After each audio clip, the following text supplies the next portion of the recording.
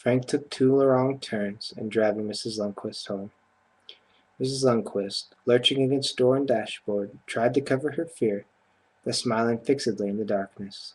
She thought he was drunk. And all the way back alone, he rode with one hand pressed to his mouth. He was doing his best to reconstruct the quarrel in his mind, but it was hopeless. He couldn't even tell whether he was angry or contrite, whether it was forgiveness he wanted or the power to forgive. His throat was still raw from shouting, and his hands still throbbed from hitting the car. He remembered that part well enough. But his other memory was of the high-shouldered way she had stood in the curtain call, that false, vulnerable smile. This made him weak with remorse. Of all the nights to have a fight, he had to hold the wheel tight in both hands, because the road lights were blurring and swimming in his eyes. The house was dark. Oops.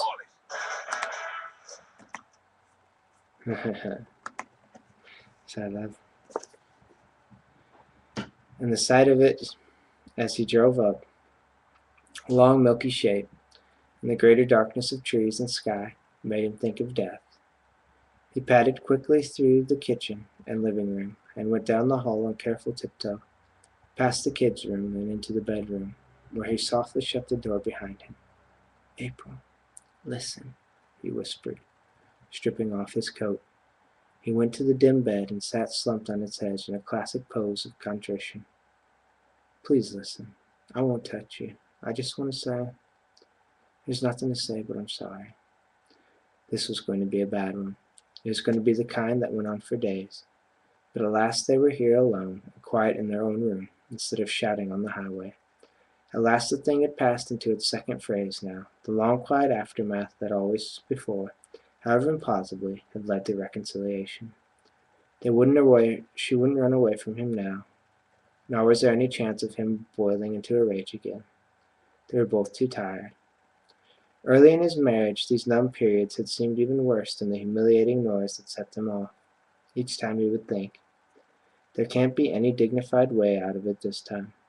There had always been a way, dignified or not, discovered through the simple process of apologizing and waiting. Trying not to think much about it. By now the feel of this attitude was familiar and as unbecoming as an old comfortable coat. He could wear it with a certain voluptuousness, for it allowed him a total suspension of will and pride. "I don't know what happened back there," he said, "but whatever it was, believe me, April." Then his reaching hand discovered that the bed was empty. The long shape he'd been talking to was a wad of thrown-back covers and a pillow. She'd torn the bed apart. "April."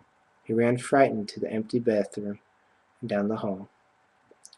"Please go away," her voice said. She was rolled in a blanket on the living room sofa, where Mrs. Lundquist had lain. "Listen a minute. I won't touch you. I just want to say sorry." "That's wonderful.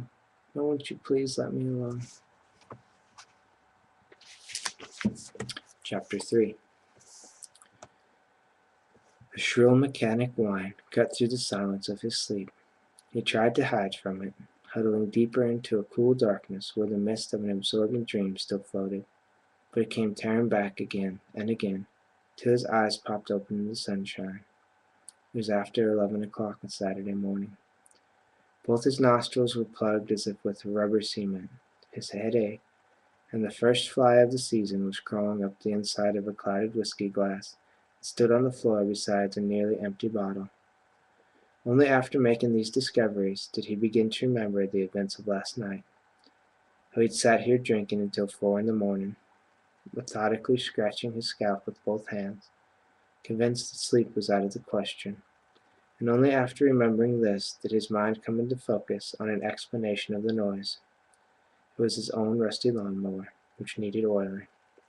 Somebody was cutting the grass in the backyard, a thing he had promised to do last weekend.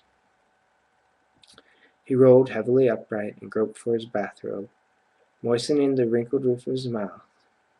Then he went and squinted through the brilliant window. It was, of course, April, stolidly pushing and hauling the old machine, wearing a man's shirt and a pair of loose flapping slacks. Both children romped behind her with fistfuls of cut grass. In the bathroom, he used enough cold water and toothpaste and Kleenex to revive the working parts of his head. He restored its ability to gather oxygen and regained a certain muscular control over its features. But nothing could be done about his hands. Bloated, pale, they felt as if their bones had been painlessly removed. A command to clench them into fists would have sent him whimpering to his knees. Looking at them, and particularly at the bitten-down nails that never in his life had had a chance to grow, he wanted to beat and bruise them against the edge of the sink. He thought then of his father's hands, and this reminded him that his dream just now, just before the lawnmower and the headache and the sun, had been of a dim and deeply tranquil time long ago. Both his parents had been there, and he'd heard his mother say, "Oh, don't wake him, Earl, just let him sleep." He tried his best to remember more of it, and couldn't, but the tenderness of it brought him close to tears for a moment, and then it faded away. They'd been dead for several years now, and in some times it was troubling him that he could remember neither of their faces very well. To his waking memory, without the aid of photographs, his father was his vague, bald head, with dense eyebrows and a mouth forever fixed in a shape either of disgruntlement or exasperation. His mother, a pair of rimless spectacles, a hairnet, and a timorous smear of lipstick. He remembered, too, of both of them, they'd always been tired. Middle-aged at this time of his birth, and already tired from having raised two other sons, had grown steadily more and more tired as long as he'd known them, till finally, tired out, they died with equal ease in their sleep within 6 months of each other. There had never been anything tired about his father's hands, and no amount of time and forgetfulness had ever dimmed their image in his mind's eye. Open it! That was one of his earliest memories, the challenge to loosen one big fist, and his frantic two-handed efforts never succeeding to uncoil a single finger from its massively quivering grip, while his father's laughter rang from the kitchen walls.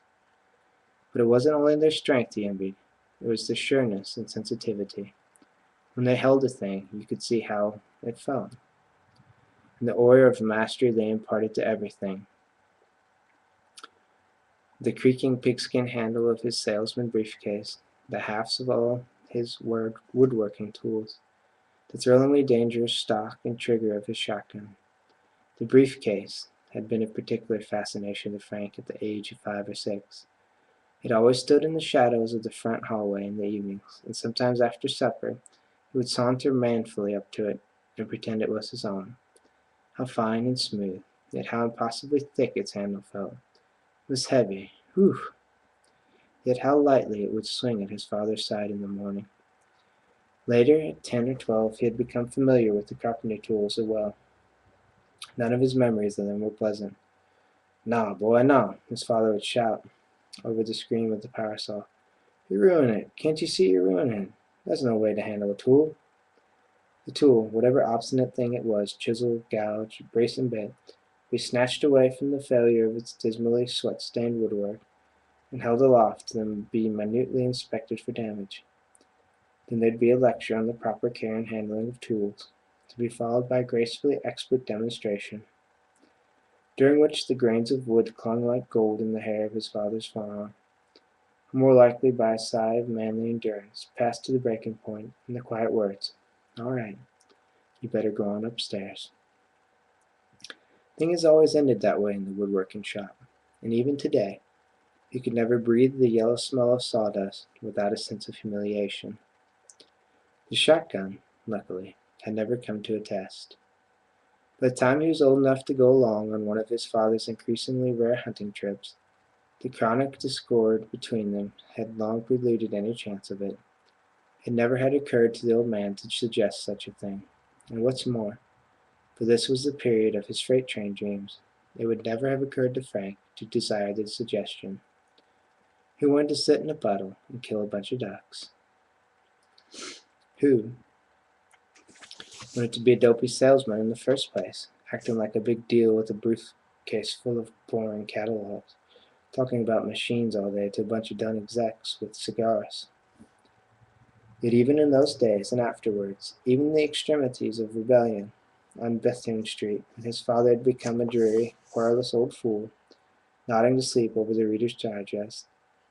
Then as now he continued to believe that something unique and splendid had lived in his father's hands. On Earl Wheeler's very deathbed, when he was shrunken and blind and cackling. "Who's that? Frank?" The dry clasp of his hands had been as positive as ever, and when they lay loose and still on the hospital sheet, at last, they still looked stronger and better than his son's.